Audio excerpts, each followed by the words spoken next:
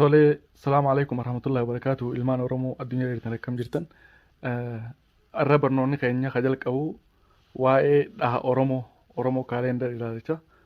Kaalendarri Oromoo ji'a ilaaluun, urjii ilaaluun, seensa aduutii fi seensa deemsa ji'aa ilaaluudhaan Oromoon dhahata. Kaalendara Oromoo jechuudha. Oromoon aduu deemsa ilaaleetis ni lakkaawwata. Halkan ji'aas ilaalee ni lakkaawwata. Lamaanuu adda baafnee warri ji'a lakkaawa kamiin lakkaawa, warri aduu lakkaawa kamiin lakkaawa. Baatii keessa torbaan meeqaatu jira? Maqaan isaanii maal maali? Torbaan jechuun maali hiikkaansaa? Bakka meeqatti keessaa waa meeqa keessaa qaba? Guyyaa jechuun guyyaan tokko bakka meeqatti baha? Si galtee caasaa torbaan jalqabaa maal jennee maqaansaa dhaloota ja'amaa jenneemi. Dhaloota jechuun guyyaa torba maqaansaa if keessaa qaba. Halkan torba qabaa jechuudha dhaloota jechuun. Halkan duraa maal jedhama? Bitoo, taalboojjii, buusan, kooba jireessa, alkaajima, wa'ina, irfi. Irraan deebisa.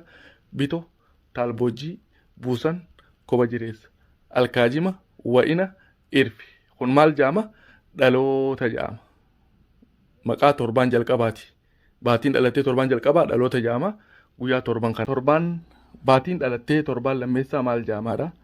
Maqaan isaa immoo addeessa jedhaniin. Torbaan lammeessaa addeessa jedhaniin. Addeessi kunis guyyaa torba of keessaa qaba. Basa duraa, basa boodaa, carrooyitaa, qara salbaanaa, sarbaanaa dureettii, dullattii. Irraan isin deebisa.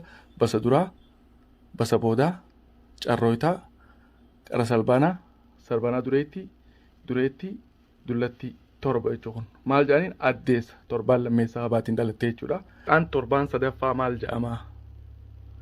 Maqaan torbaan sadaffaa maal jedhama? Haja'u maqaan torbaan sadaffaa goobana jedhama. Jiini goobanee jedhama. Jiini goobanee goobana ji'aa yeroo Dr. Albiraamaa Sirmeelee goobana ji'aa jedhanii sirmanii jiini ni goobana jechuudha. Goobanni kun guyyaa torba of keessaa qaba. Qardaaduma, kurbicha, soonsa, ruruma, lumaasaa, ruwaadaa, qadaadana. Guyyaa torban kanaatu deddeebi'ee torbaan sadaffaa jedhamee torbaan afuraffaa maal jedhama? Maqaansaa deebiin dukkana. Dukkana jedhama torbaan afuraffaa.